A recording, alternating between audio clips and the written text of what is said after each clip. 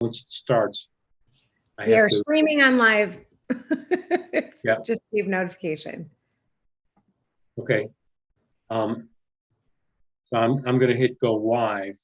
The problem is once it starts streaming, you get two. Let's take a second. Here we go. There we go. Okay. All right, done. All right, so we are streaming, and I'm going to hit start webinar. Okay.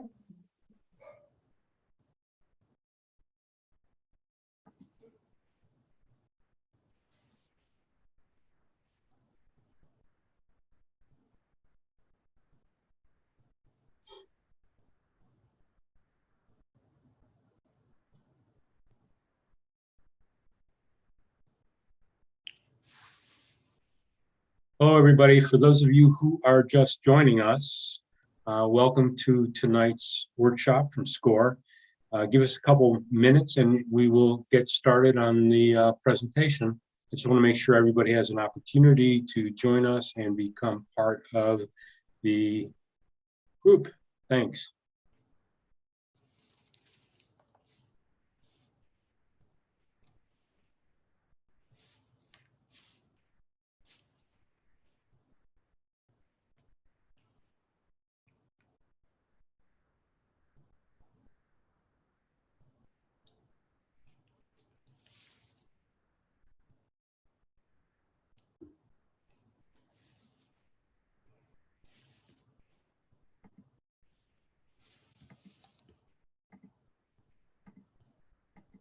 Irma just said hello, so hello to Irma from the three of us sitting here and from everybody else in the room. Let's give it another minute or so and let's get started.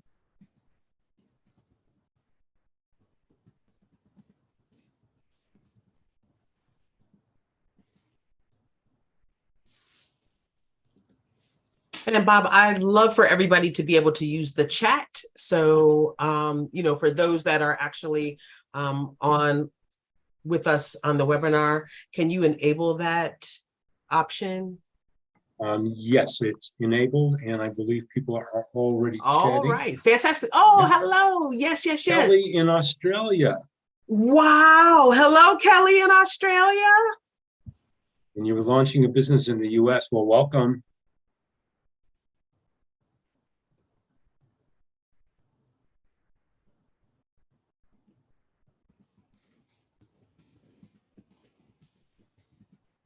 All right, so let me see how many we've got. We got a bunch, and so I think people will begin to start joining us in a few minutes. So I'd like to get us started. First of all, I'd like to say welcome to you all, and I think you'll get really good information out of tonight's workshop. The two presenters that are with me, Tracy Watts-Serino and Karen Cross-Hatton, are pros, and they've done this and they do an excellent job. So I'm really thrilled to have them with us tonight. And so I'm just going to turn it right over to Karen and we'll get started right away. And I'm going to go have a glass of wine. Not really. All right, Bob. Well, we're not going to turn it over to me just yet because you have a few things that you want to say about SCORE. Ah, okay. Didn't realize I was saying anything about SCORE. I knew you had the slides. Okay. Yes. Well, I do want to say some things about SCORE. I think it's important for you to understand what SCORE has and what our availability is. Our mission is to foster vibrant small business communities through mentoring and education. So just like the workshop that we've got here tonight, and we do about 120 workshops a year. And those are all based on various business topics that our clients tell us they need to work on and people in the groups that we work with want to hear. So we put those together. We do probably 2 to 3 a week. And I'd love for you to join us. If you go to score.org and then /Cleveland, you will be able to get onto our homepage and then take a look at the workshops that we offer throughout the year. And we generally offer them in various stages of business planning. So startup, growing and scaling, and up to and including even selling of businesses at the end of the business life. So those are all things that we will work on with you. So you all know that the small businesses that are out there drive the economy. So that's really important. And that's one of the reasons why SCORE is as involved as we are. So we're the largest network of free volunteer small business mentors. And I mentioned workshops, but probably the bread and butter of what we do is actually mentoring, one-on-one mentoring sessions, sometimes two, and sometimes we'll actually put together a board of advisors where we will work with a small company that is in need of very specific help, sometimes meeting with them on a monthly or quarterly basis, or sometimes even annually or semi-annually. Well, we might put 3 or 4 people together on this board. It might be somebody that is, let's say, a financial person, might be somebody that's a marketing person, might be somebody that is on the production side that can help out our small businesses.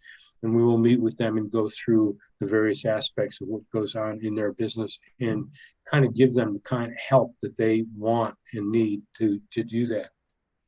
So if you go on to the next slide, you can see that, again, if you go to our website, we do work with everybody, SCOREs for everybody. We empower entrepreneurs to succeed. It's free and it's unlimited. We're a service arm or service partner of the Small Business Administration, the SBA. So we have good ties into them. And I know that there are a lot of people out there that financing is an important aspect of their business, and that's a good reason to be friendly with the SBA, so to speak. So I'm now going to turn it over to Karen, and Karen is going to take you through the first of a series, culture and leadership. Karen, thanks. Very good. Thank you so much, Bob. And welcome, everybody. What an exciting time. We are starting the series. We have some brand new content. And just excited to begin talking about what we call some of the softer skills in terms of what leaders need to know as you begin to build your business, either right where you are or you're building it on the side.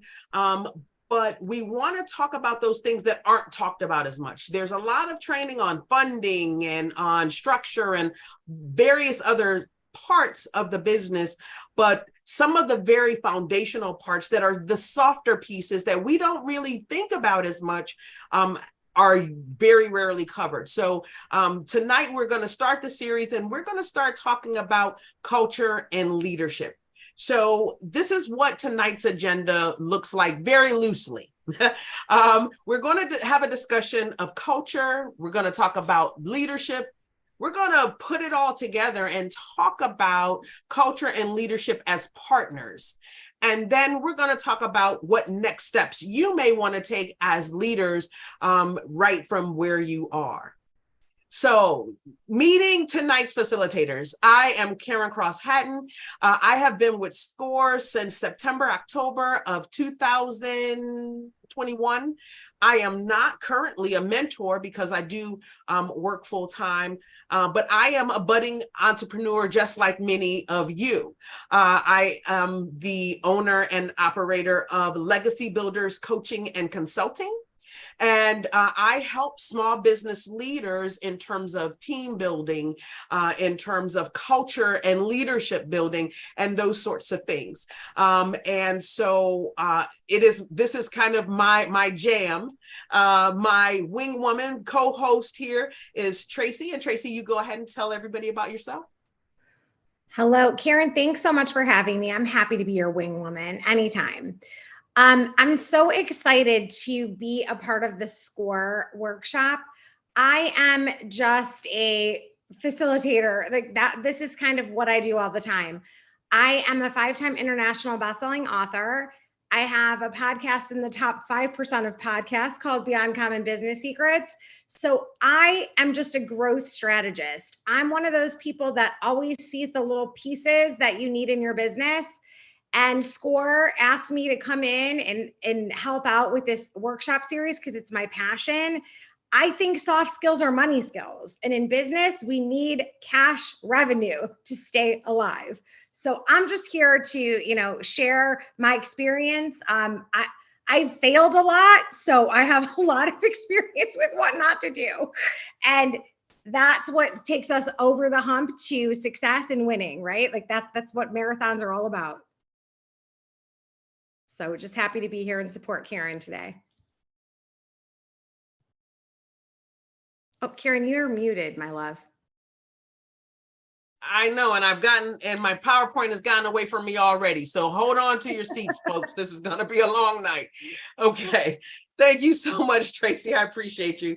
So before we just jump into having our conversation about company culture and organizational culture, I want for you to put in the chat, a little bit, just kind of introduce yourselves where you can.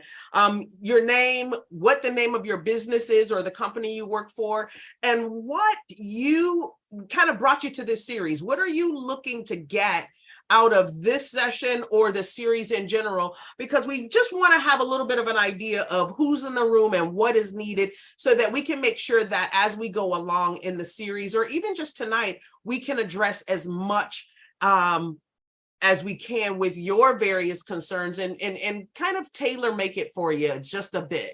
So I'm going to give it just a second so folks have a little bit of time to respond in the chat.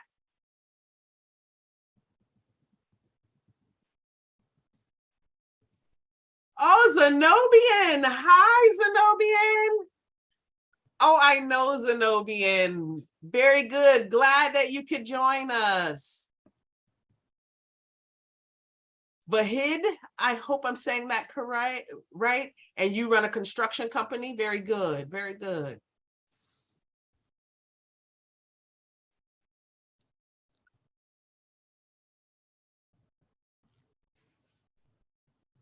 Home Accents, nice.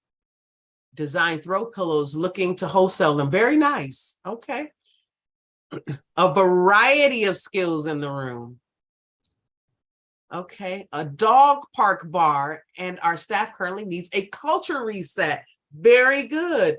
Where everyone can work together and get along. Fantastic. And you know what, Lisa, thank you so much for putting that out there, because you know what? Part of the solution is knowing the problem, right? And being able to see that there's a little something going on and I might need a little bit of help. So fantastic.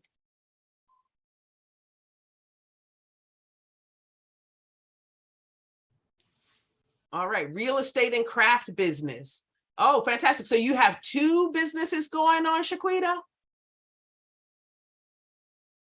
Okay, well, you have your hands full and it sounds like very different, but I want to learn more about this dog parking bar. That sounds really fascinating, but we're going to just go ahead and jump right in. I don't want to keep us too long. Fantastic. So let's jump in and get started. Thank you so much for throwing your information in there. And so we kind of know who's in the room and a little bit about what is being looked at. You offer custom design through seamless manufacturing process in fashion, wellness, and home decor industry. Very nice. Well, welcome, welcome, welcome.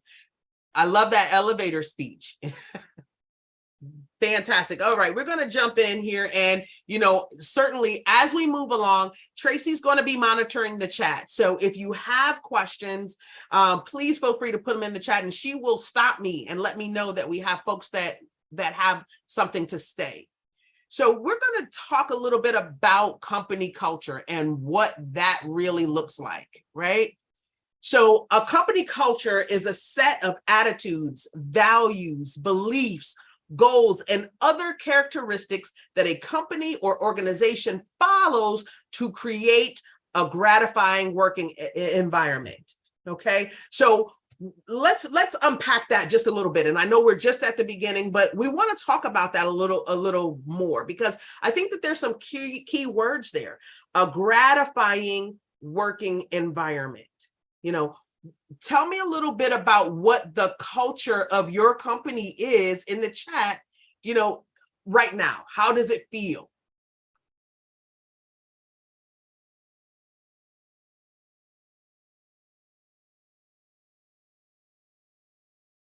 And just waiting, giving a little time for responses,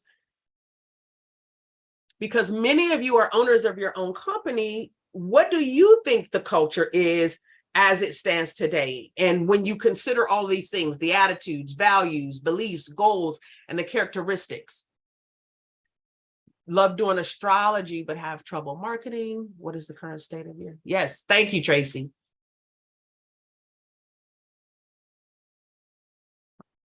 Have trouble marketing. Gotcha. Now, Tracy is a marketing guru. That is her jam. I am not as much the marketing person, but we are going to also hear from Tracy more as we go along in the series. So, Tamara, I hope that you can join us throughout the series. Okay, so several of you have marketing issues. Okay, very good. Oh, thank you. Current state is tense. Okay, I would like more teamwork. Oh, fantastic. Okay, very good. Lisa, you are our truth teller in this series. I appreciate that. All right, and let's hope that we can get you a few tips. And if not tonight, we will continue on with the series. But just stay tuned.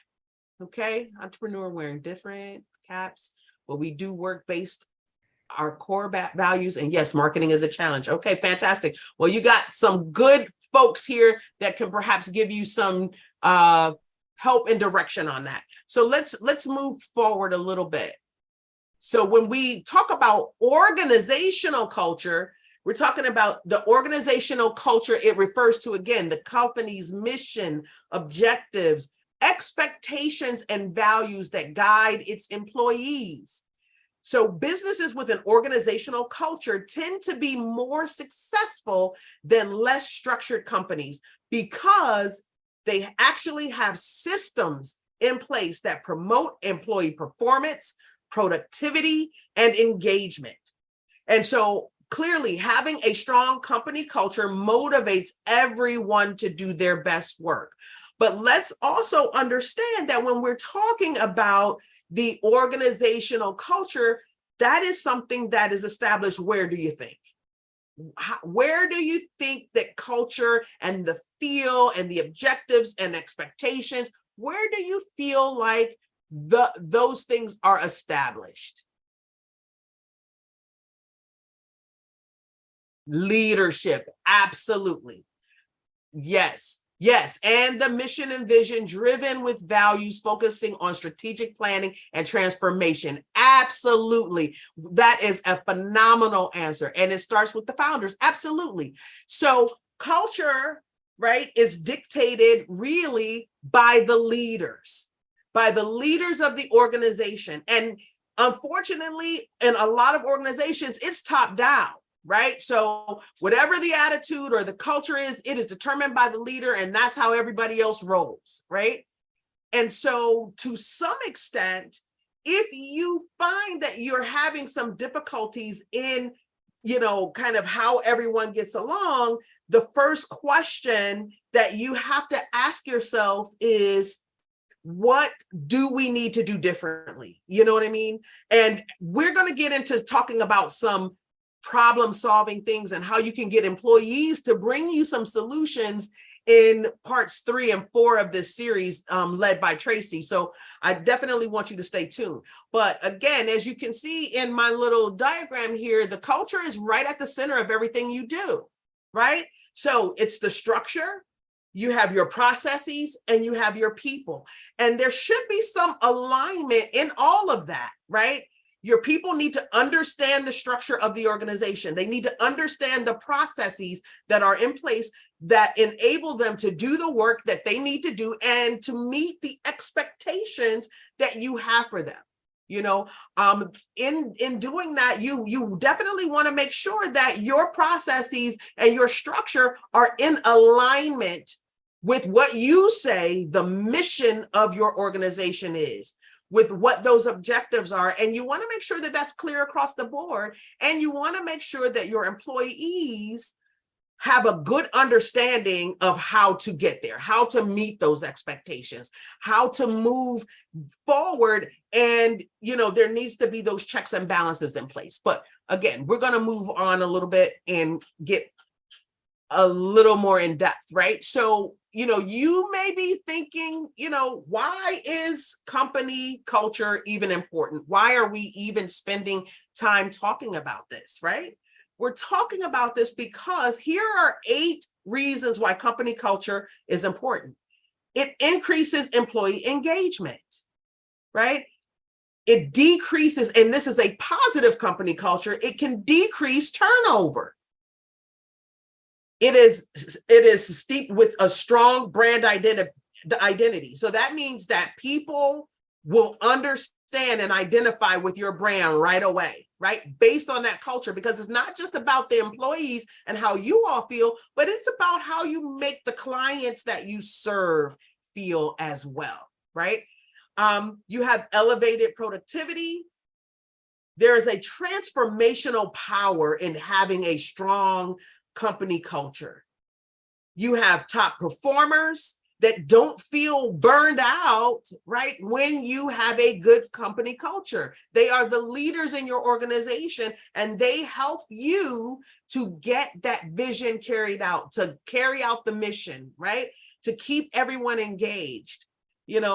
It leads to effective onboarding because you're going to get people right as they're coming into the door, understanding what that culture looks like, what it feels like, what the expectations are, so they know right away. And oftentimes you even start that in the interview process, right? Because when you're interviewing folks, you want to make sure that you're doing some intentional hiring. You're not just hiring to get somebody in the space that you think might be able to do the job. But when you're hiring, that is your key opportunity to make sure that you are hiring folks that fit into the culture of your organization, right?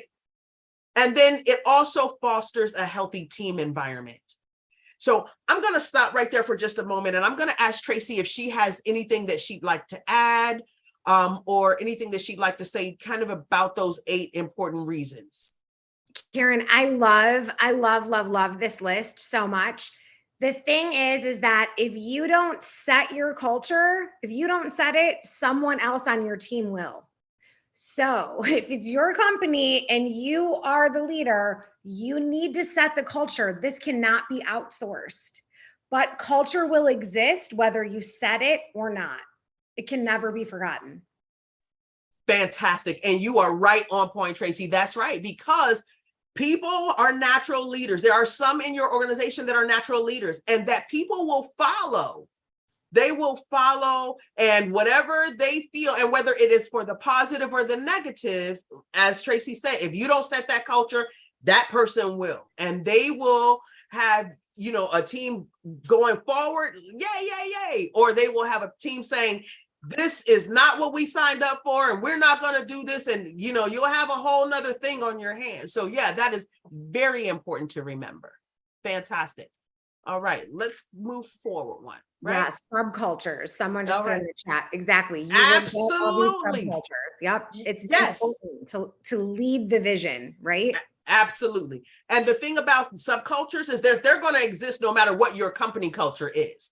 Subcultures are going to exist because you will have folks that work the same shift or have the same values or have things in common, and they become their own little entity, if you will, within the culture. But you still, if that company culture is strong, and if there is vision, and if there is focus there, and if you are leading those charges, those subcultures won't even be an issue, right? They become just little places for folks to feel like they belong, right? So they become cultures of belonging as opposed to cultures that are fighting against the culture, if that makes sense, right?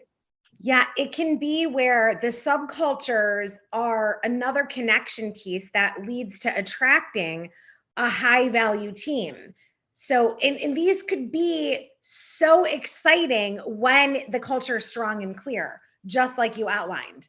So I love when that happens, that it just adds layers of stuff the leader never thought of, but it's all working up the ladder of where you're guiding everyone to go. Absolutely. Absolutely. And so here are some ways that you can improve or enhance even your company culture. So if your in a leadership position at work, you just follow some of these steps to ensure that your team achieves success in the workplace, right? You have to be a good communicator. And I know that sometimes we're like, well, what does that even mean, right? Because folks within the organization communicate differently. It's just like when folks say, well, go and study that. Well, who taught us how to study, right? So, communicating well looks very differently in depending on your industry, depending on your style, but also depending on the folks that are around you. You have to know who's in your organization, right? You have to know who's in the workplace and how they communicate best, right? You have to listen to concerns and ideas, right? Because one thing that I say for clients is that we are learning partners, right? This may be my organization, or this may be my entity, my passion, but I can learn so much from others because we are all bringing with us the experiences of our life, right? And other jobs and other ventures. So we listen to the concerns and ideas, and we never know when something great and grand can come from that. Also, you have to provide feedback, and the feedback cannot always be negative, right? It can't always, I'm sorry, just one second. It can't always be corrective. We have to make sure that we are giving positive as well as the negative feedback. We have to make sure that we are giving kudos to our people. We have to make sure that if there is something that needs to be tweaked, that we're having those crucial conversations. And not all conversations have to be crucial. Some of them can just be conversations, and we want to find positive methods by which we provide that feedback, right? And we want to be consistent. We want to be consistent with everyone across the board. We want to be seen as fair, and because a lot of times people may not like what we do or what we say or how we go about it, but as long as we treat everyone consistently and there's no signs that we are favoring one group or one person over another, right? That can go a very, very long way. Tracy, anything you wanted to add? The only thing I would add here is we often get in this headspace saying, oh, but that's common sense. And I share this everywhere. Sense is not common. It's not common at all. We need to seek understanding. When you seek understanding instead of your need to be understood, communication opens up and it becomes a two-way flow. So the more you seek to understand where your team members, collaborators, leadership is all coming from, the more you will foster a culture of strong communication. That you're going to have disagreements, right? But it's really amazing when you can have a healthy debate where everyone is still respectful, but we're communicating effectively. Absolutely. And you bring up a very important point. Not only is seek first to understand and then to be understood, one of the 7 habits of highly effective people that was put out there by Stephen Covey, but you also think about when you're in those situations that are oftentimes people are not necessarily as concerned about being right. They're also not as concerned about whether or not you agree with them. They just want to feel like you heard them and that you understood their perspective, right? So it doesn't always mean that they want you to agree. They just want to be heard, and they want you to understand where they're coming from so that you all can have that discussion and everybody can kind of reach consensus. And sometimes that consensus will be, we're going to agree to disagree, but at least everybody felt heard. Yeah, and it's really important to have a voice. Like when team members feel like they have a voice, that's when they really take ownership. And that's like a really beautiful thing when that comes together. The other thing I was just thinking is the praise piece. The newer generation coming in needs a whole lot of praise. So it's really important that we show up and speak in a language that our individual team members understand. So sometimes, it's a lot more praise than some of us have been used to.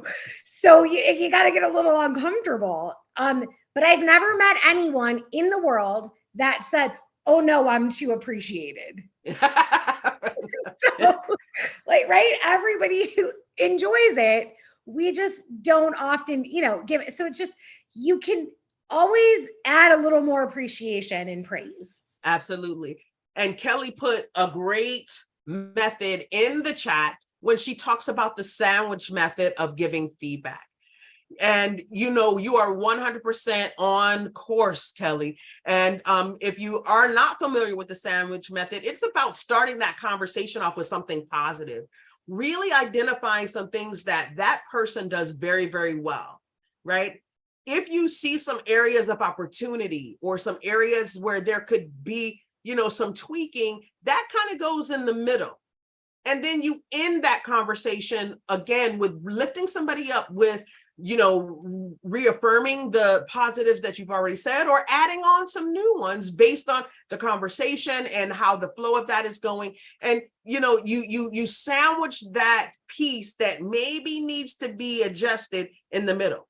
But there are also other ways of giving feedback besides the sandwich method. And don't be afraid to do a 360 feedback, which means that you're giving feedback, but you're also getting feedback. And if you do that, folks feel like, okay, we are having, again, that two-way flow of conversation that Tracy talked about, but you also have to be prepared for what may come back your way, because you could think you're doing a fantastic, fabulous job, and you get the feedback that, not so much. Well, it's worth listening to. The feedback is worth listening to, because that will make you better. Because my mom used to say, rest her soul, that reality is one thing, but perception is everything.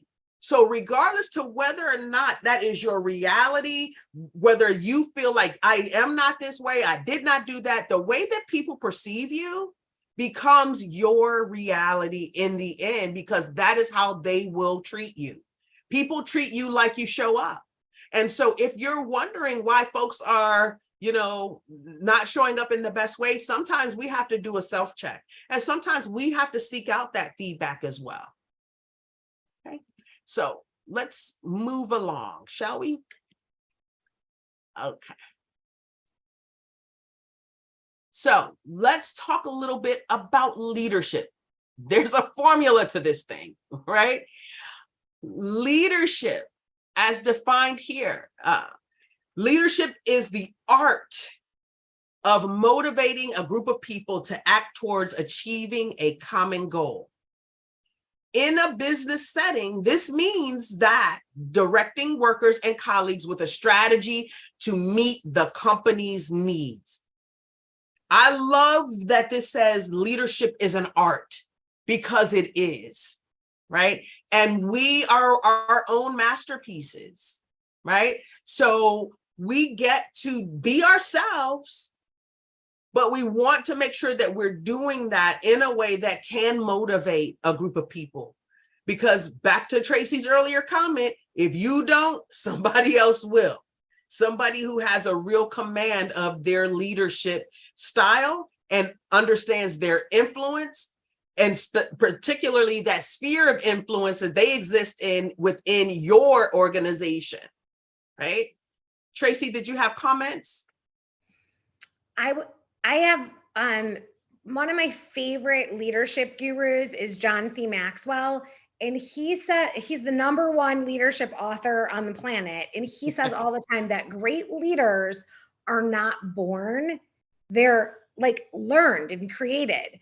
So I love that what you said, how this says leadership is the art, because Yes. it's so true. It's like, at one point I just thought, I don't have, you know what I mean? Like, how do you become a great leader? Well, it is a process of work, right? It's a process of putting all the pieces together. No one is born a great leader, you start off with some natural raw talent, Sure. but it's how you put the pieces together, how you put the ingredients of the recipe that really, really births a great leader. Absolutely. Absolutely. And I want to just take a little pause about that right now to open it up to see if you have questions or comments or thoughts. Please put them in the chat. I want to know what you're thinking out there, how you're feeling.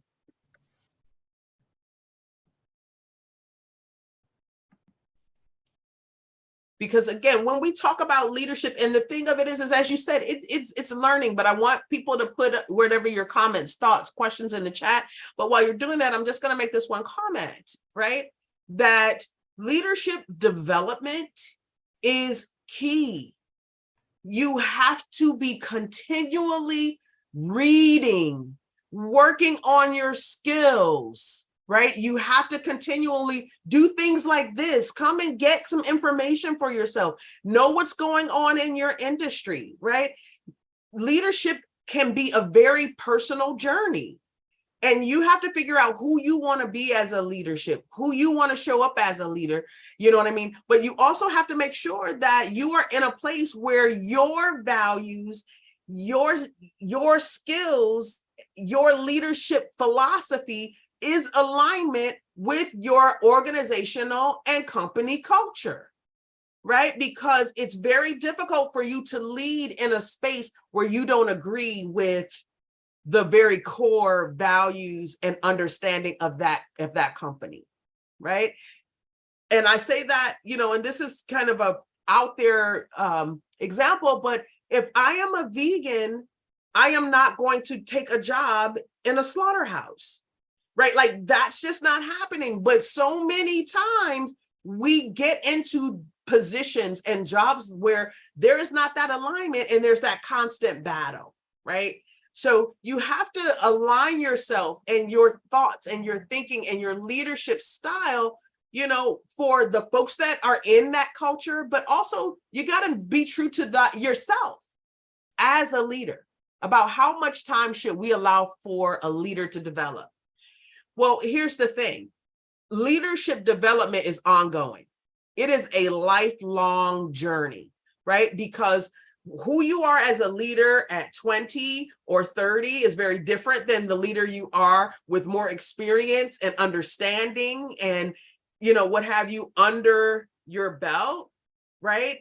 But you also have to understand that leadership is intentionally developed. It doesn't just happen. Like, yes, I may get more mature, or the folks on my team may get more mature as they get older and they have more experiences, but you have to make some intentional effort at really grooming leaders and grooming yourself as a leader, so that you all are constantly in front of some type of development. You're having folks come in, you're sending folks out.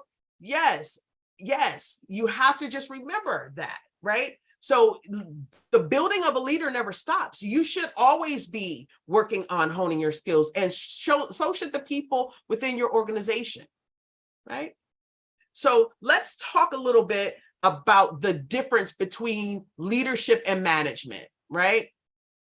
So just take a little look at my list here of things, because it is a very different thing, right?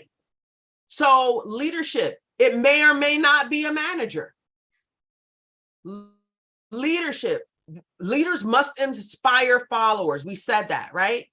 They emphasize innovation, new ideas, right? And different ways of doing things.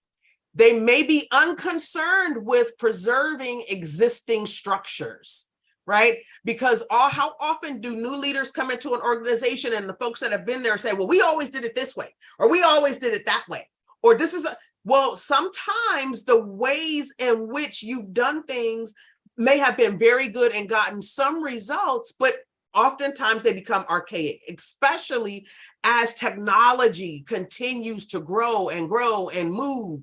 You have to be very much in touch with what's going on around you and what technology exists. And you can't always be married to the old ways of doing things, right? Leadership typically operates with respective or relative, independence. And it may be less concerned with interpersonal issues, okay? Management, on the other hand, it may or may not be a leader, right? The person that you put in front of others may not be the leader. Again, we talked about some folks that just are natural leaders that just show up and they are a part of your organization. And those are the folks that they're following, not the managers, particularly if there's no respect for that upper leadership, however that looks, that hierarchy, right? They may or may not inspire those under them. Right? They are just managing a process, or they're just trying to make sure that the very bottom basic, duty is done, or product is made, or what have you. Management emphasizes rationality and control. You do it because I said so. We're going to do it this way because I said so, right? And this is the way that it makes sense to me. So this is the way that we're going to do it, because this is the way I understand it, right? They emphasize the rationality and control. They seek to work within preserved existing corporate structures, as opposed to having that level of innovation saying, well, maybe we can try it this way. That risk-taking value is not there, right? It's typically a link in the corporate chain of command. A manager just is saying, well, they told me I had to do this. They told me I had to say this. So, we just got to do what we got to do, right? They don't take any ownership of it. They are just a piece of a puzzle, just like everyone else. And they make you feel that, right? And they also may be more concerned with interpersonal issues. They're going to get caught up in the drama. They're going to get caught up in the things that really become more hurtful to the organization than helpful, right? So any thoughts around that from our audience or from you, Tracy? Any thoughts about those differences? I would just add that the way that I always keep this solid in my brain is that a leader does not need a title.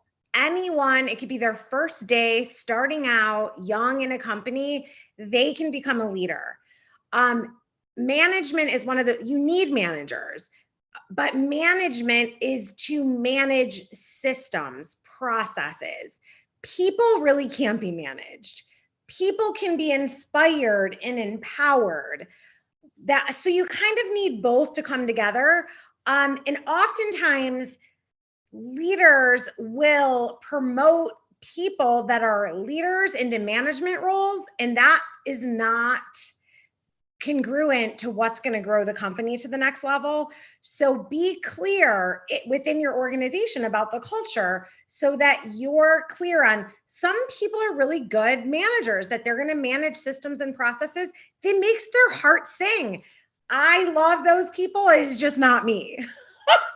I'm here to lead and shake things up. So I think it's really important to have these front level conversations, because there are people that love those positions. And when we put them in the right seats, the whole company takes off. Love that. Love that. Do we have anything in the chat, Tracy? Yes.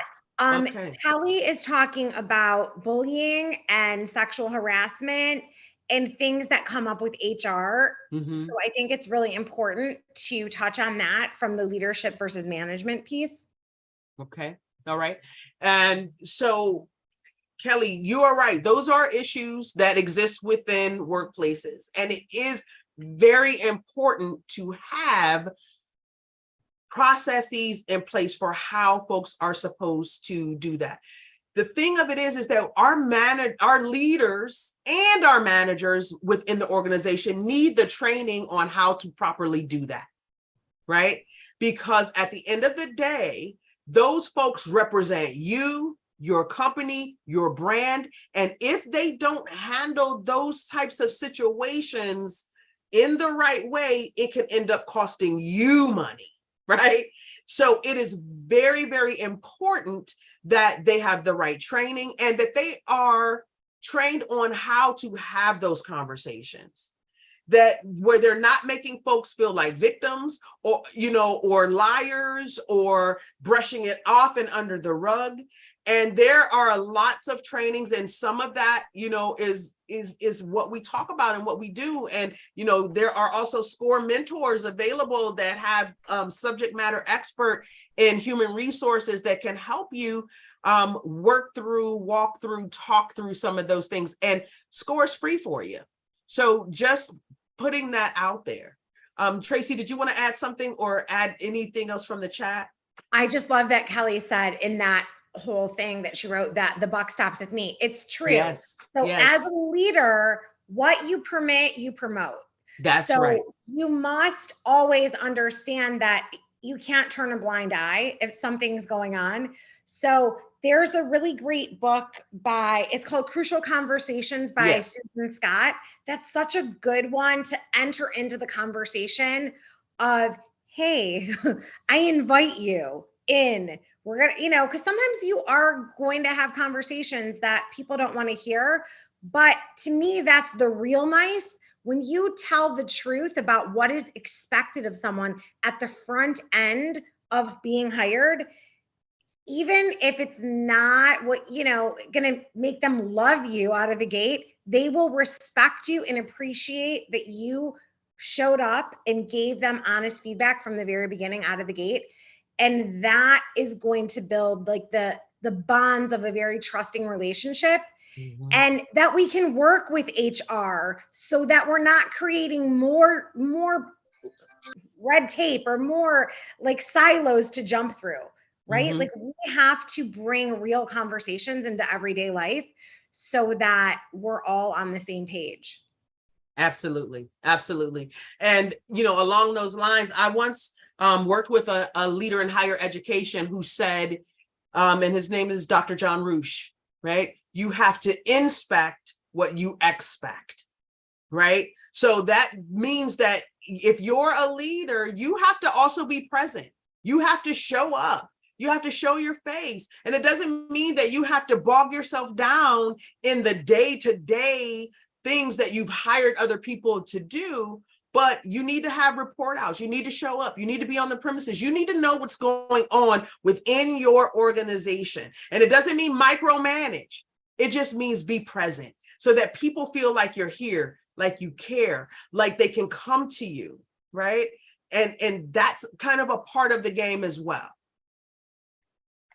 Okay. Anything else in the chat, Tracy? I was just responding to some of the great things. So something that worked out really well for Irma, where she shadowed someone and they weren't the right person to shadow, but she did her thing and went to the next level. And then fantastic. Somebody else with leadership just led a forum. And then Kelly just posted a YouTube video that we'll check out after. So fantastic. Yeah, everyone's really contributing things of high value. So I want to thank you all. Yes, thank you. Because again, we're learning partners here. If you have things that we don't have, please share that. This is the place to do that. And we can learn so much from each other. So let's move along. All right. So this is one of the things, this is a quote from Maya Angelou that I love so much because I think it sums leadership and relationships up so beautifully, right? I've learned that people will forget what you said. People will forget what you did, but people will never forget how you made them feel. And I think that is so key because as a leader, it is about that feeling. We do have to be aware. We have to have a level of emotional intelligence, not just our own, right? We have to be in touch with our feelings and the things that bother us and the things that irk us. And we got to get that stuff under control, right? Before we get in front of our team.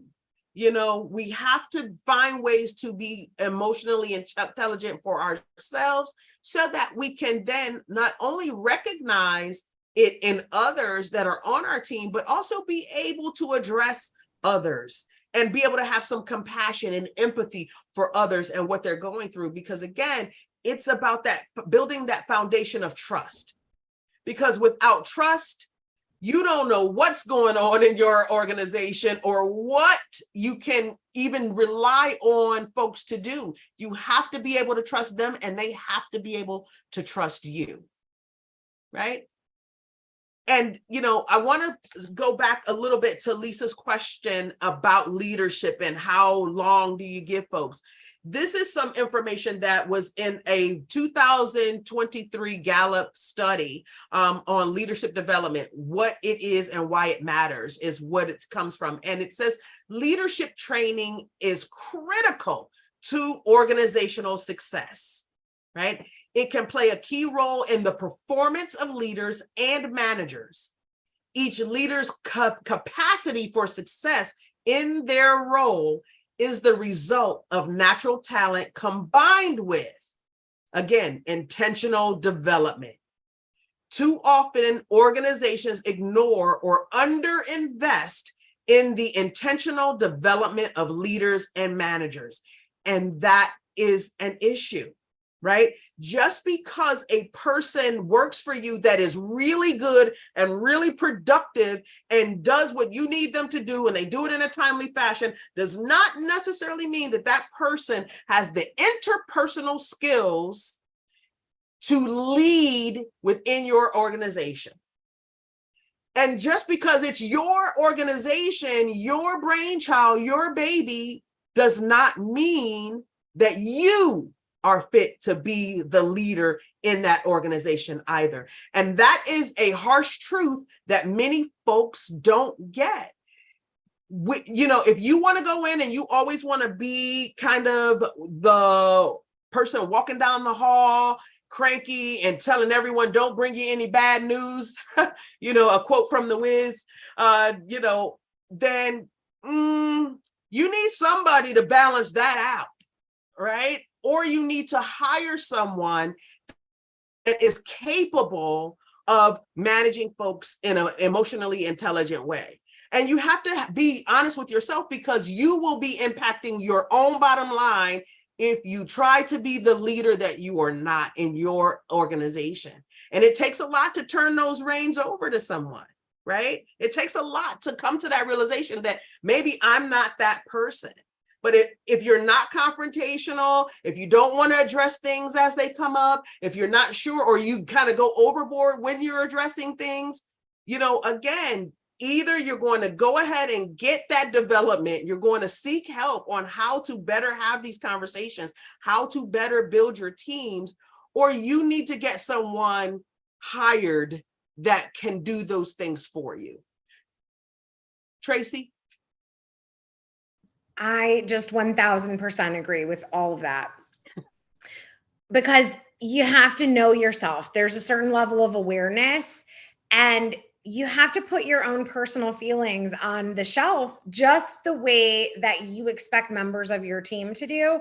So if you're not the best person for the role of leader to get to the next level, I forget who said it, but it's like, there's a quote that is, what got you here is not going to get you there. So at each level, you have to be open to that sort of 360-degree feedback all the time, because there are positions that are just not suited for you, but somebody else, you put them in that role, your company will take off. So it's just like, you have to put your ego on the shelf. That's a sign of a true leader. Yeah. Fantastic. Any thoughts, comments, anything in the chat?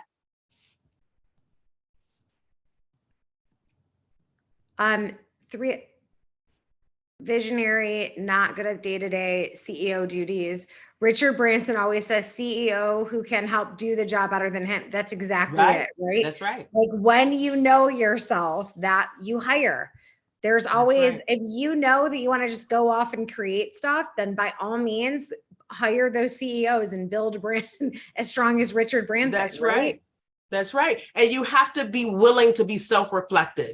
You cannot always be pointing the finger at your staff without having 3 more pointed back at you, right? So it's important for us to understand that as leaders and really get that feedback from our staff, really understand what our strengths and weaknesses are, what types of leaders we are. And so we have to do some intentional development, some intentional training around that. In that same study, Gallup made the following business case for executive or leadership coaching and development. Number one, right? When employees strongly agree that they trust the leadership of their organization, they are 4 times as likely to be engaged. An engaged employee is invaluable because they are a part of this organization. They want to see you thrive. They want to see themselves thrive. They're like, let's go, right? When they're engaged. Employees who strongly agree that leaders help them see how changes made today will affect their organization in the future are 7.5 times as likely to feel connected to their company culture, right? You have to keep folks in the know. You have to give them information. You have to have a level of transparency that inspires that trust. Excuse me. And that's with the good news and the bad news, right? The good news and the bad news. When employees strongly agree that the leadership of their organization communicates effectively with the rest of the organization, they are 73% less likely to feel burned out at work, because they feel like everybody has the same information, the same understanding. And, you know, it becomes a way of looking at, okay, so how do we work together? How do we, what is my role in making us better and getting us to our bottom line, right? Everybody needs to understand their role and their place, and they need to know what's going on, right? 69% of employees who strongly agree that their leaders make them feel enthusiastic about the future are engaged. Only 1% of those who disagree with that statement are engaged. So these, you know, I share this information because I want you to understand I'm not just making it up. Tracy isn't just making it up. Gallup is a leader for their research and the folks that they connect with, right? And this is the information they're bringing back. Let me bring up one concept that is not here just yet, but has anybody here ever heard of quiet quitting? I know you have, Tracy. In the chat, if you've heard about quiet quitting, please go ahead and put what you think that means in the chat. Okay, I see a lot of no's. I see a lot of no's. Okay, all right. Well, let me break it down for you just a bit, right? And you need to know this as leaders because you need to be able to identify it. And so I'm just going to touch on it very briefly. I'm not going to get into deep detail, but quiet quitting is when you have employees that are disengaged and they have made up their mind that they are not going to do any more than the very bare minimum in order to continue to earn their paycheck, but they are checked out. You are not going to get anything more from them. And on the back end, they may be looking at other opportunities. They may be looking at, you know, doing something different, but trust me, at that point, they are disengaged and they're not going to volunteer for anything. If you ask them if they want to work extra hours or do anything extra, they're going to tell you no every time. They're not going to necessarily be out and complaining and, oh my gosh, I hate this place and da, da, da, da, da. No. That's why they're quiet quitters, right? But there's also the concept of quiet firing. And quiet firing is what a lot of leaders do who don't want to address the behaviors or the attitudes or the things that are negatively going on within their organization. So what do? They start cutting back the hours that they give people. They don't address problems. They just take away hours. They change policies. They make things uncomfortable, right, for those employees. And then with the hopes that that employee will just quit, right?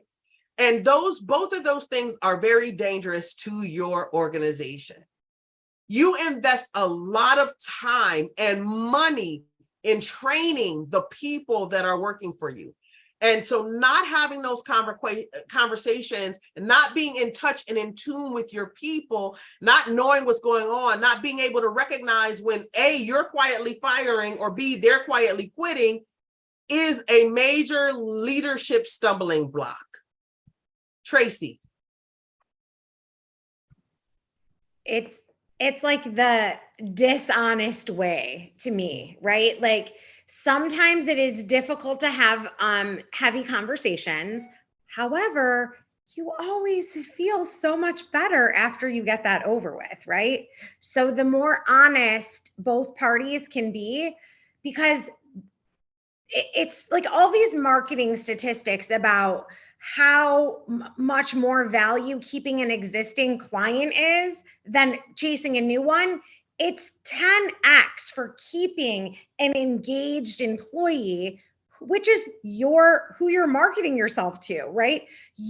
That's just another layer of who is connected to your vision and mission. So it's the same thing. Keeping people happily engaged and feeling like they're contributing to something much bigger than themselves is how we make an impact, right? First in our community, then, in our a few states over, and then, then you can go global. But it has to start first with the few people on your team, right? And then it expands. So the more you can stay honest about these type of difficult conversations, nobody woke up today wanting to have these conversations. Like, can we just agree on that?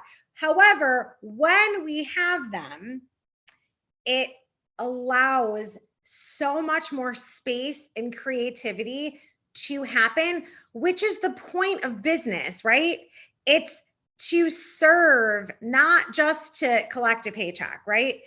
For either party. So the more that we can do that, and then if we want to just answer the question that was in the chat a while back. Okay. It was about sales. Like someone said, same here, great at creating, not in selling. So if you're the owner, then you need to make friends with some amazing salespeople. That's right. So that they can buy into your vision and sell for you. Oftentimes they'll tell you in lots of leadership training, you have to figure it out how to sell. But there are things that maybe don't align with your heart and soul. That's right. Then you got to hire someone that's good at selling. But that's right. Someone has to be selling for you to have a business that's going to last for years to come. That's right. And also I'm just going to take one other little pause and kind of deviate for a little bit. Let's talk about why not also be running your space from a strengths-based perspective, right? If you get to know the strengths of the people that you are hiring into your organization, because a lot of times we're looking at hiring a person for this one position in this one space, right? But they have all of this experience and they're very talented at doing something else. If we know nothing about the people that work for us, we don't even know how we could be missing such a great opportunity, right? We give them these tasks that maybe they're not so good at, as opposed to figuring out what they're really great at. Because when people do things that they're really great at, it helps to increase the morale. It helps to make them feel really good and motivated about doing it. And it doesn't make work feel like work, right? So if we build a team based on their strengths and have folks that can fill in the gaps, right? So that you have a complete team. There is so much more to leadership and to building your team than just that specific job that you're hiring somebody to do. You want people to be in the best fit situations that they can be. And then there's sometimes when you end up realizing that this isn't a fit for that person. And how do you manage that, or how do you manage them, becomes the question. So let's put it all together now, where we're talking about culture and leadership, right? Organizational leaders, right? And their company, and the culture, right? So the success of any business depends on its organizational culture, because number one, that's how everybody is operating. That's the sense of how you feel when you walk into that space, when you walk into that room, right? When you go into that organization, right? There are places and people and organizations that are doing the exact same things as you are. What is going to set you apart? It's going to be the culture. People will pay more where they are feeling valued than they will just because it's less expensive. They place value on the experience that they get, right? So the success, again, of any business depends on its organizational culture. With the right leadership, a positive organizational culture can spread throughout the workplace. Leaders need to be able to encourage a positive organizational culture in order to keep employees engaged, who are motivated and engaged. Okay. All right. So this is just kind of like, what does that culture look like, right? Here are some things. These things equal culture, right? Culture equals behavior. It's about what is acceptable and what is not in this culture, right? It is about what is the accepted practice, because whatever the culture is, that's going to lead to the behavior that you're going to get, not just from the folks that are a part of the organization, but also the customers, how they are going to behave when they show up and what's acceptable, right? And again, we talked about subcultures. Exactly. Subcultures form through rewards, but subcultures also can form for things that they don't feel like are rewards, for penalizing them, or things that they feel are punitive, right? Culture is learned through interaction. You have to teach people how to treat you, your company, this organization, and you also have to be taught how to treat those folks, right? Culture is difficult to change because once people are in a groove, right, it is very difficult for them to just change gears without there being some real intention and understanding and transparency and good communication behind that. And culture is negotiated. And, you know, for me, I feel like, yes, this is the vision, this is the culture, this is where we are. But sometimes if you are listening to your employees, to your customers, there becomes a negotiation in that, right? Because I want to show up as my very best and they want the very best from me. So sometimes I have to look at the culture. I have to look at the practices. I have to look at some of the things that that I have allowed to go on and do some real reevaluation of how I want to move forward. Okay, Tracy?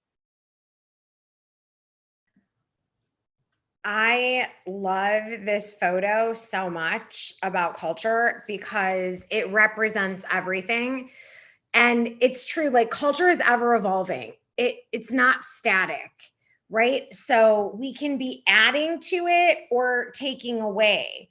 And you always have to course correct and check that everyone on the team is adding to the value. And if it's going too far off, that's not in alignment. The most shocking things that leaders do, they think they're testing the waters, trying. But when you are not congruent, you're saying one thing and your actions are doing another, that is when you start to erode trust instead of building. So the more that you can be open, but speak about, like communicate, hey, we're testing this, or you're not doing things without eyes on you. So always you have to be communicating what you're thinking, what you're doing, where you're going, the mission and vision. You have to share it so much, and you'll get sick of hearing your own voice, but people need to hear it again. That's what's going to keep redefining culture, because it's not static, where it's constantly evolving. Yeah, fantastic. Any thoughts that anybody wants to share? Any questions that you have? There was a question on the culture of selling. Okay. What's the question? Just says culture of selling question mark. Okay. I'm not sure, whoever posted that question, could you just elaborate a little bit more about what you're talking about? Because there are cultures of a lot of things, right? There's a culture of confidence. There's a culture of clarity. There's a culture of, like, you have to decide, again, this is what we're talking about. What do you want that culture to look like? How do you want it to be defined? You know, if you had to put it in one word, we have a culture of what in our organization?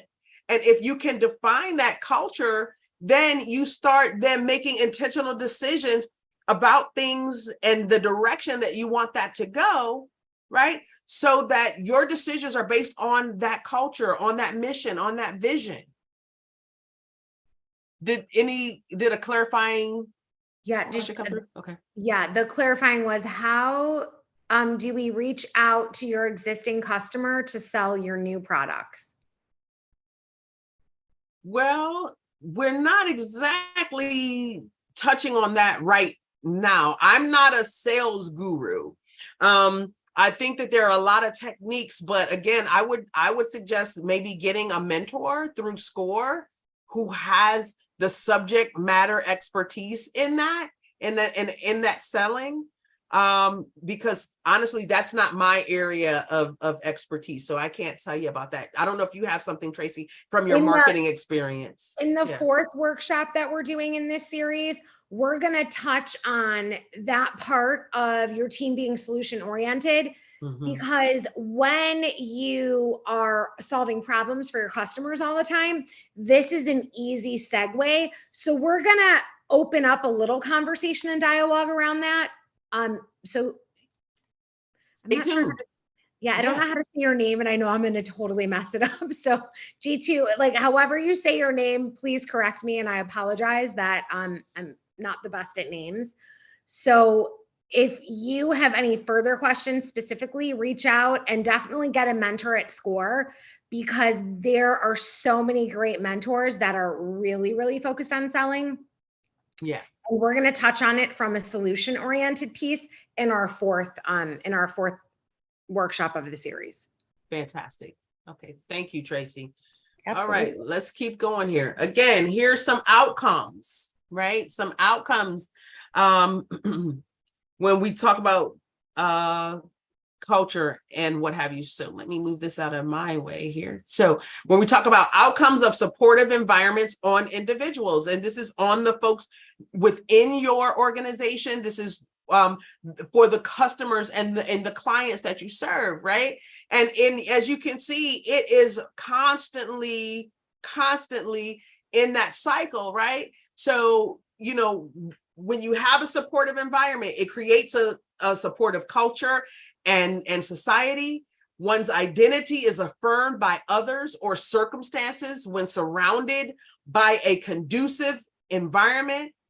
Intelligence happens, happiness, health and kindness within the society, and with the positive effects of identity affirmation, the culture becomes one with more positive contributions from individuals, right? And you also create processes by which, when there does arise some conflict, because we know that's inevitable, right?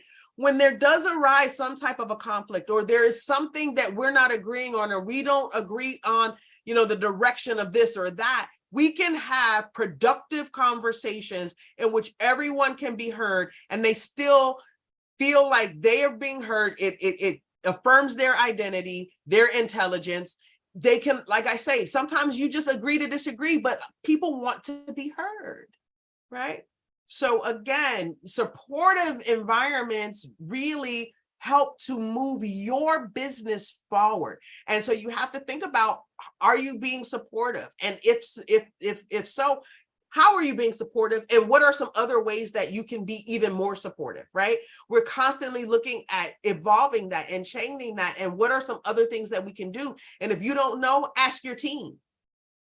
Ask your clients, ask the folks that matter, because we may think we're doing a fantastic job and we may get a great idea from somebody else. Boy, I really wish you did this, or oh, you know what would make this perfect if you did that, right? And so we need to be taking those moments and thinking about how we can tweak and tune what we do so that people feel heard, because when they feel heard and you make those changes, they feel empowered and they trust you, right?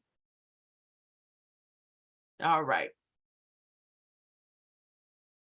So top 8 leadership styles. I'm going to stop this share for just a second, because I just have a little video that I want to share with you that is around leadership styles, right?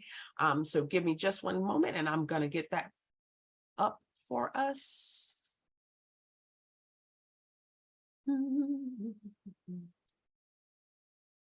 All right.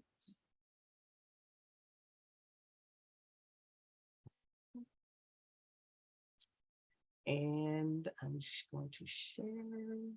Where is my, here we are. And make sure that you can hear. All right.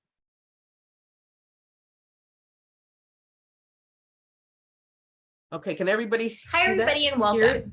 My name is Jen, and I'm a career coach at Indeed with over 10 years of career services experience. I've personally worked with hundreds of job seekers in a variety of different roles, from individual contributors to CEOs. Today, I'm going to share 8 common leadership styles, their benefits and challenges, and signs that one might be your natural style. At the end of the video, I'll share a strategy to help you decide which leadership style is best suited for you.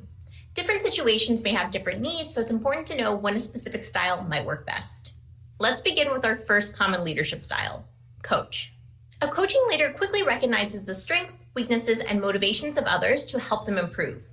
They often assist in setting goals and provide regular feedback with challenging projects to promote growth. Coaching leaders are skilled in setting clear expectations and creating positive, motivating environments. The coach leadership style is one of the most advantageous for employers as well as the employees they lead. Unfortunately, it's often one of the most underutilized styles, mostly because it can be more time-intensive than other types of leadership. Coaching leadership might be a natural style for you if you're supportive, offer guidance instead of giving commands, value learning as a way of growing, ask guided questions, and balance relaying knowledge with helping others find it for themselves. Coaching leadership is positive in nature. It promotes the development of new skills, free thinking, empowerment, it revisits company objectives, and fosters a confident company culture. Leaders who coach are often seen as valuable mentors. While this style does have many advantages, it can also be more time-consuming as it requires one-on-one time with employees. This can sometimes be difficult to obtain in fast-paced environments when you have time-sensitive priorities. An example of coaching leadership style in the workplace is to mentor someone who is interested in your role or area of business. You assess what they know and where their gaps of knowledge are. Then recommend readings, videos, or courses they can take to learn more. Set up a follow-up meeting and discuss what they've learned, assess the knowledge gained, and determine new areas to work on. You can also send interesting articles or resources to them as they come up. And don't forget to congratulate them periodically on their progress. For more information on coaching leadership and when to use this style, be sure to check out this career guide article. Now, if you find that you naturally lead through inspiration and confidence, you might be a visionary leader. Visionary leaders have a strong ability to drive progress and change. They inspire employees and earn trust for new ideas. They are also able to establish a strong organizational bond.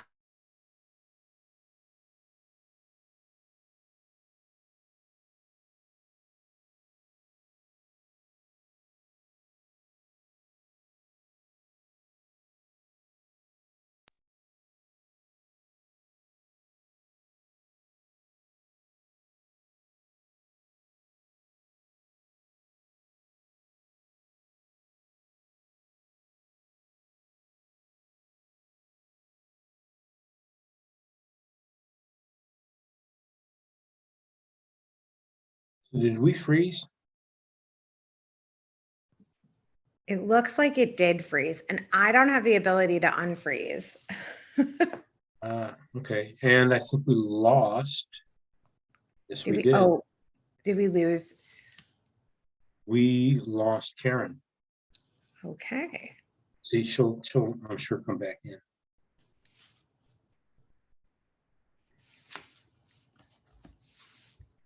I'll pull up. Meantime, we can entertain. Here comes Karen. I was like, I'll pull up the slides. I've got them, but I don't have the video.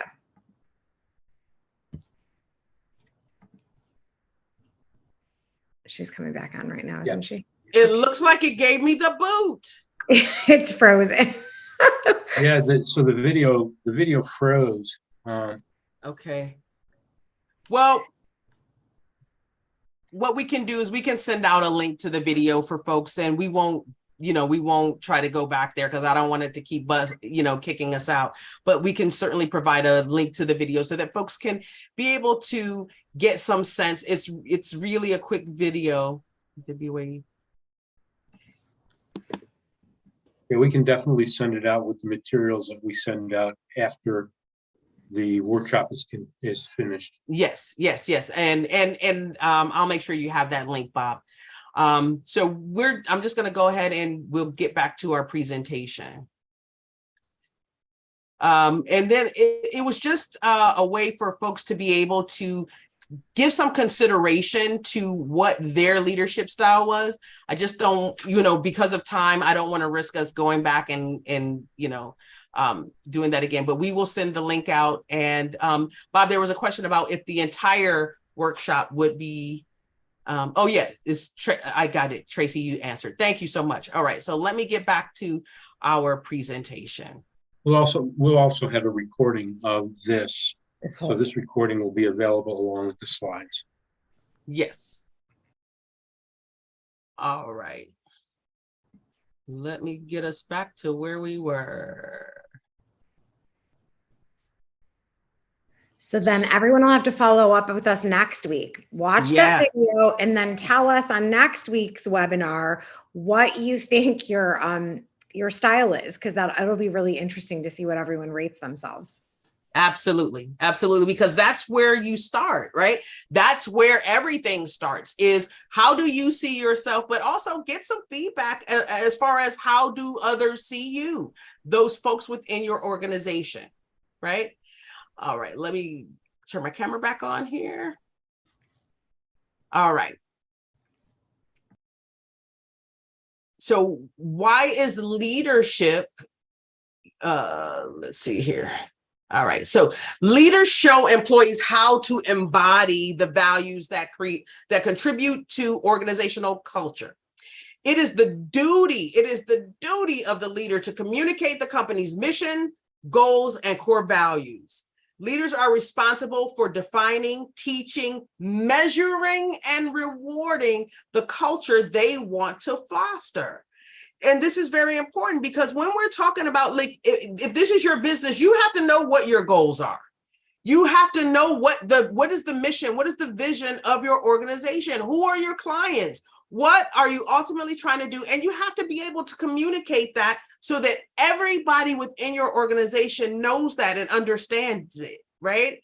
You want to find a way to measure how folks are doing. You have to be able to provide them some solid feedback based on some solid metrics, right? You have to be able to have real ways to be able to measure their progress there, and whether it be through sales or whatever, there's a million metrics that you can put into place, but they should be in alignment with what you expect, and folks should be able to look at it at a glance and know how they're doing. Right? And those are the ways that you foster the culture. Okay. Tracy, did you have anything to add? I absolutely agree.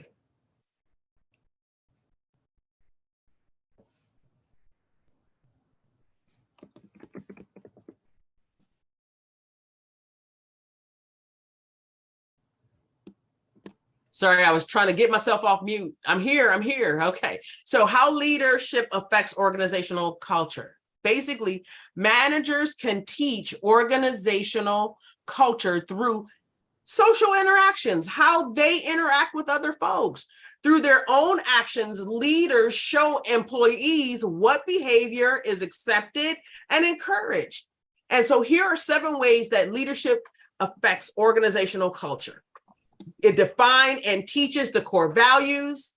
It fosters a desire to learn, promotes a culture of recognition, and not just the leader saying, hey, good job, but you put a system in place which peers can say thank you, which peers can say, hey, great job, which peers can recognize their colleagues for something that they did that helped them to get done what they needed to do, right? You put that sort of recognition in place. They're not just waiting on a pat on the back from you, but they are able to do that with each other. But it also is important that they hear it from you, right? It encourages a shared vision, changes the culture. It improves job satisfaction, not just for the employees, but for you too. And it also ensures accountability, right? This quote here says, you are what you constantly do, which makes excellence not an act, but a habit, right? You want to get into the habit. That culture has to be a habit. Motivating your folks has to be a habit. Teaching them and making sure that the alignment is there between the culture and the behavior and the expectations, right? You want to make sure all of that is there and ready. And you want to be able to recognize it when it is, and you also want to be able to address it when it isn't. And so now we're at the point where we're just kind of wrap things up, right? So at this point, I'm going to stop sharing. And what I'd like for everybody to do is to, in the chat, tell us your one takeaway from this entire presentation, the one thing that you understand that you didn't understand before, that you'll implement that wasn't implemented before. Tell us one thing that you're going to take away and that you're going to use to improve your business. And we'll give you some time to do that.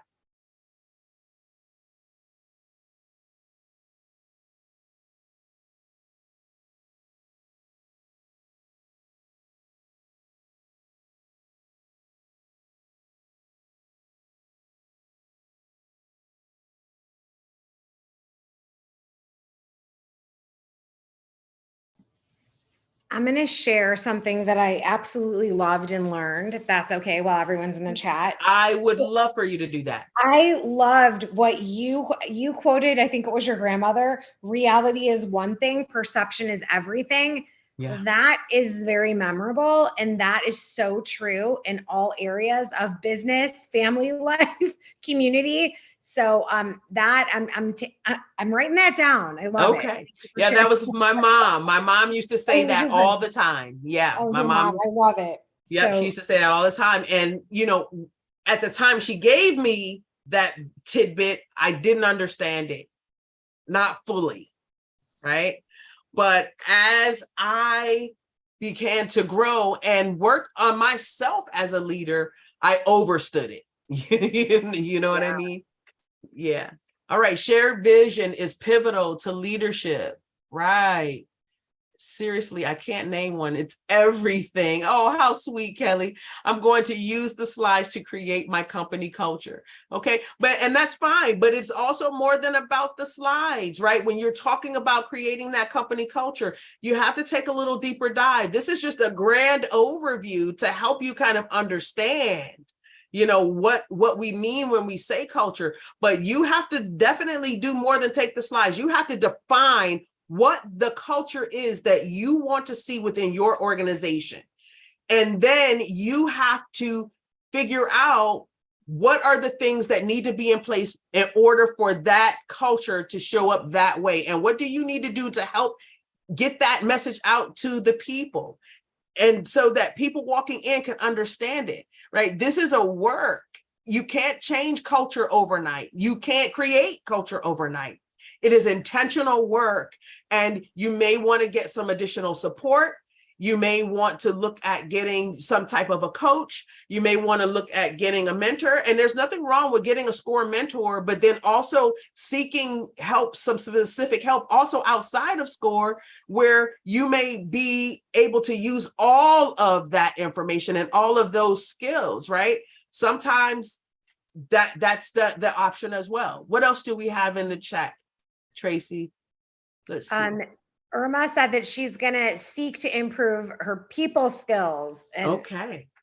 that, I love that. That is like never ending constant improvement. That is like, you know, a skill for life. So excited that has brought awareness for you, Irma. Right. And kudos to Irma for recognizing and being self-reflective enough to say, you know what, I might need some assistance in that area, right?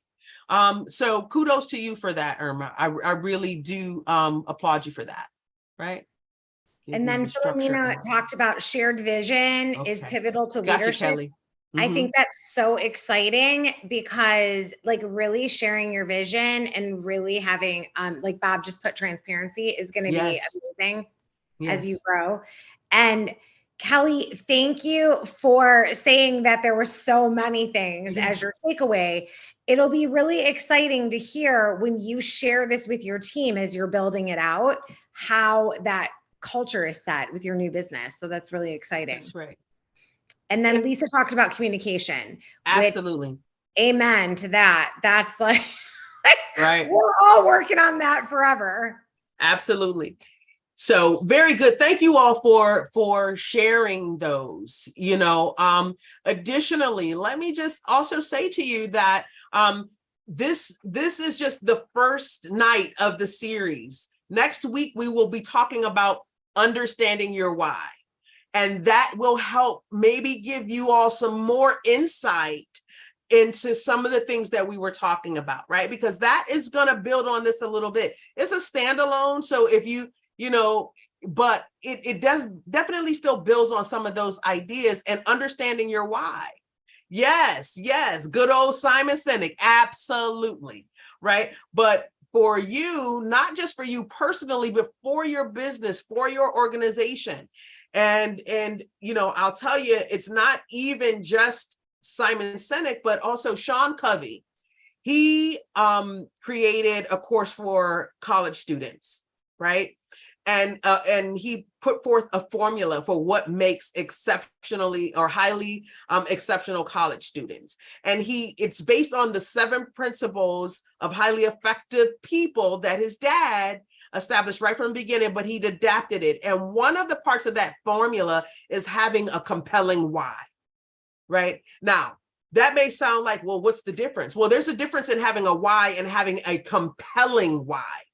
And that's what we're going to get into next week, because compelling changes the game when we're talking about or thinking about the why, right? Yeah, compelling is key. And this keeps coming up probably because we're talking about leadership, but John C. Maxwell always says, if you are leading and you turn around and no one's behind you, then you're just taking a walk. That's it. When you're compelling, people will be with you. You'll be walking side by side. Absolutely. And that's the whole point, right? You want to bring people with you. And even not necessarily even behind you. You want to be locked arm in arm with your people because you all are working towards the same goal, creating a culture that makes people feel like they have a part in this, because they do.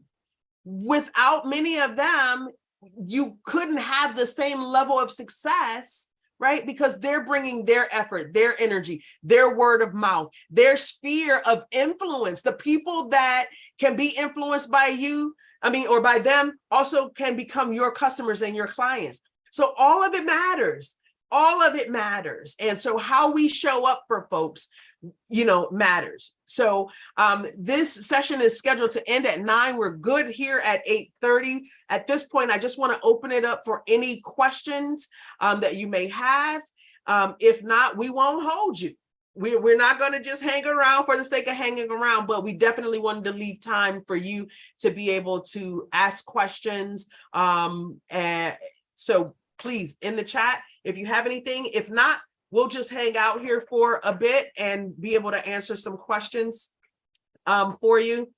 And then otherwise, we will see you same time, same sandbox next week, next Wednesday, 7 to 9, where we will be talking about understanding your why. Oh, you are so much welcome. It's our pleasure, our pleasure, our pleasure. Aaron and Tracy, I can't thank you enough. You guys have done a fabulous job. Everybody on the call is excited, and I think next week's going to be a wonderful experience for everybody. I hope to see you all next week. Yeah, fantastic. We just had a question come through. Go for it. Besides team meetings, what are some other ways to get communication across a team? With the bar and dog park, it's difficult to get all staff together all at once.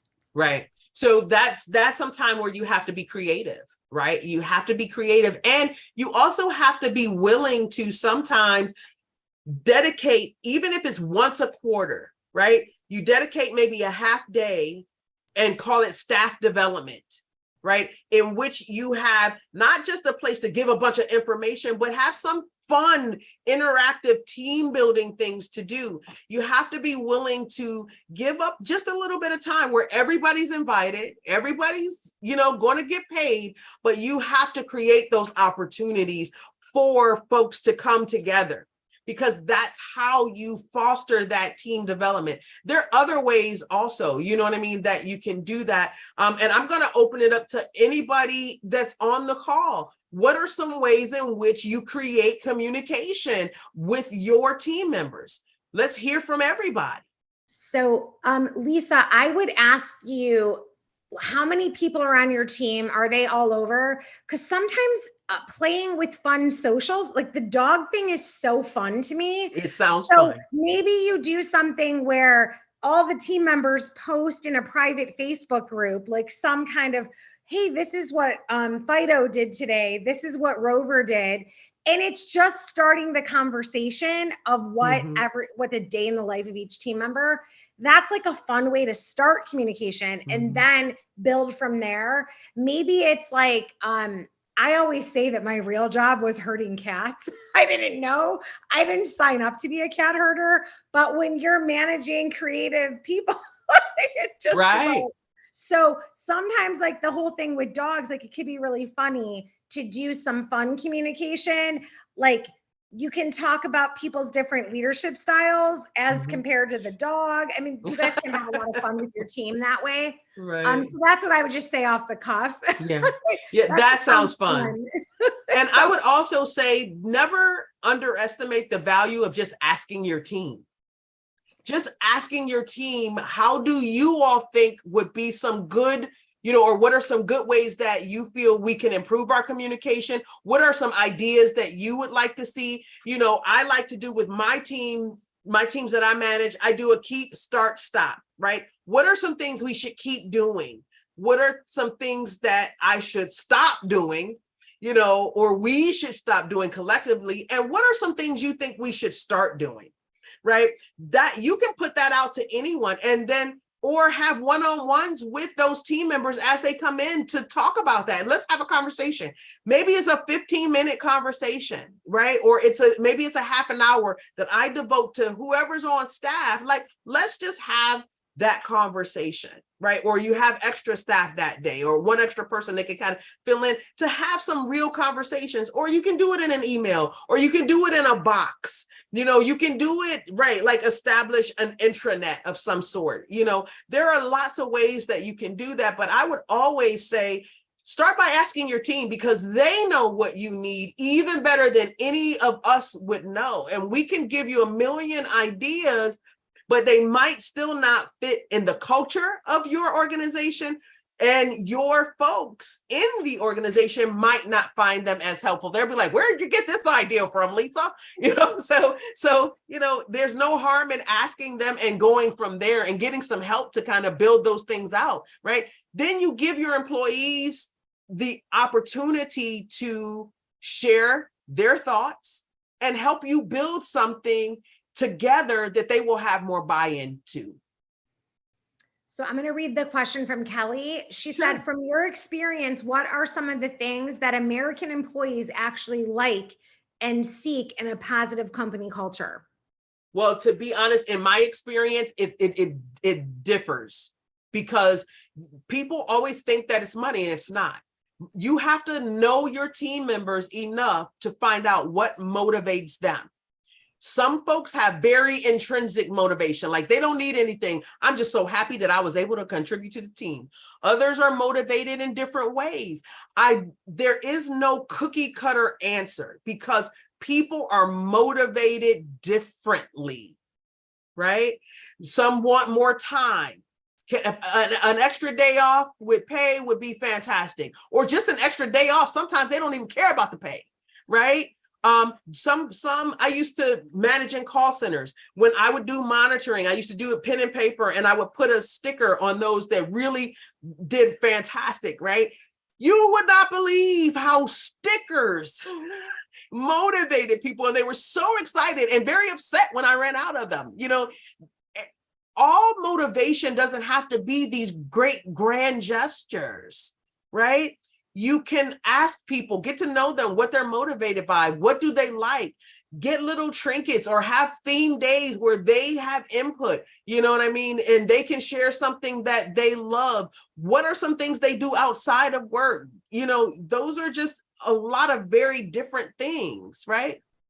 So, Kelly, I think that you're right on the money with the fuzzy money, because there's lots of different things. One of our teams at one time, like, it was about asking, like, what is empowering? What do you find inspiring?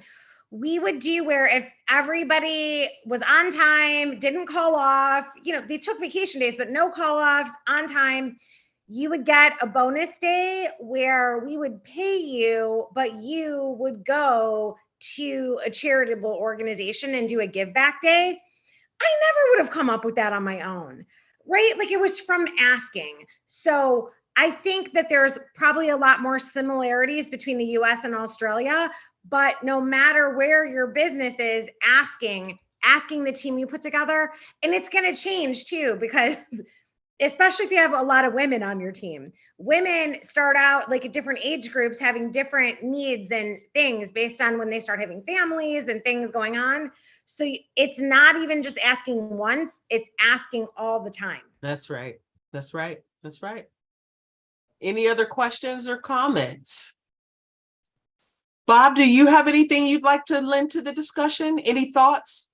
Oh, well, thank you. Yes. Thanks for considering me.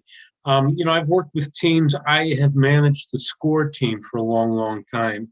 And we do ask people all the time, and we try to give people an opportunity to chime in, and we try to get people together on a regular basis, if nothing else, just to say hello and discuss what's going on within the organization. Now, SCORE is a volunteer organization, so it's a little bit different, and people are motivated differently, but nonetheless, you still need to use the leadership skills that you have to make a team like this work. And fortunately, thank goodness, it's working really well. And all of SCORE is a national organization, so there are another 10,000 volunteers out there besides the 80 or 90 that are here in Cleveland. SCORE on a national level does a great job keeping people interested in tuning in to what motivates them and making them work. And again, working with volunteers is entirely different. You don't have money or fear to use as motivation. Very good. Thank you, Bob. Very valuable insight and input. Right? Anything else in the chat? Kelly is just sharing that she's going to use the valuable information, and I just can't wait to hear. And someone just gave the idea of employee outings.